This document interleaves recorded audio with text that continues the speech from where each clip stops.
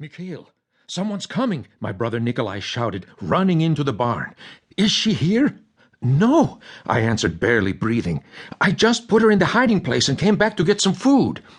The sharp, grinding sound of a vehicle on the gravel road at the front of our farm grew louder. A battered yellow truck pulled to a stop, and two men jumped out. The driver, a heavy-set man who looked like he forgot to shave, said, "Hello, boys," in a friendly way that I knew was not friendly at all. His passenger, a pale-eyed young man, carried a pole with a leather loop on the end. Nikolai and I stood still and silent. They walked through the open barn door uninvited. "What do you want?" my brother asked, using his most grown-up voice. The driver didn't answer right away. He walked slowly around the area where my father had built pens for the geese and the pigs, although it had been 4 years since we sold our last pig. It seemed very little escaped his attention. The man with the pale eyes stood quietly, but he too was looking closely at everything in our barn.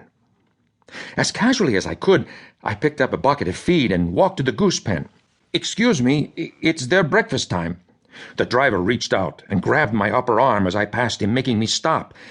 I tried not to show my fear as I looked at his hand and then into his eyes. "I understand you have a German shepherd here." "You're wrong. May I?" I asked, looking toward the mother goose and her 3 little ones as if our conversation were over and I wanted to finish my chores. He let go of my arm. "We have no dogs at all. Not since the year before the war started," Nikolai said. I was just 2 years younger than my 15-year-old brother, and together we had learned to lie well. Not because we were dishonest, but because Russia had been at war for 4 years, and it was sometimes necessary to keep you out of trouble. The man with the pale eyes stared hard at us, as if willing and ready to do whatever his companion told him to do.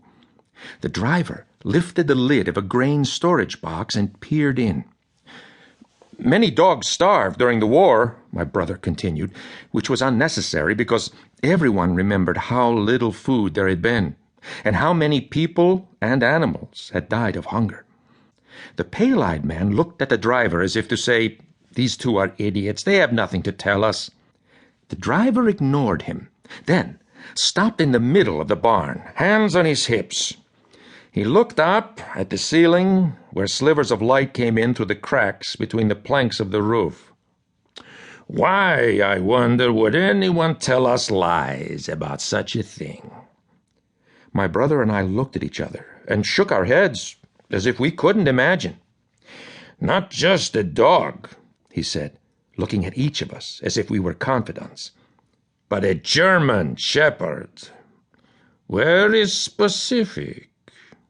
"Only traitors would keep a German shepherd," his companion said, practically shouting at us. "Or maybe you are traitors. Maybe you are hiding a German and not just a German dog." "Stop!" my brother yelled at him. "How dare you accuse us of such a thing? Our father was killed in the war by Germans." "We're not sure he's dead, Nikolai," I said, angry that he would talk about our father in front of strangers. Even when it was just us together, we never talked about him as if he were gone for good. My voice got louder. "He could be in a prison camp or a hospital or—" "Settle down, boys," the big man snapped. To his partner he added, "Pavel, go wait in the truck." Now that Nikolai and I were alone with the driver, my hands started shaking. To keep him from noticing, I put down the feed pail without finishing the chore, walked to the wall where a rake rested, picked it up, and began to tidy the hay on the floor. "If you have a German shepherd, we will find him."